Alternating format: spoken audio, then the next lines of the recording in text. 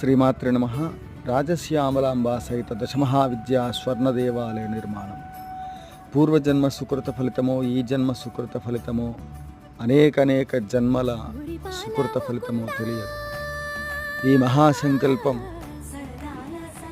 నేను దానికి సంబంధించి ఆ అమ్మ అనుగ్రహం సహస్ర యాగముల పుణ్య ఫలితం సంకల్పంగా ఈ మహోత్తరమైన కార్యక్రమానికి నేను మనస్సంకల్పం చేశాను.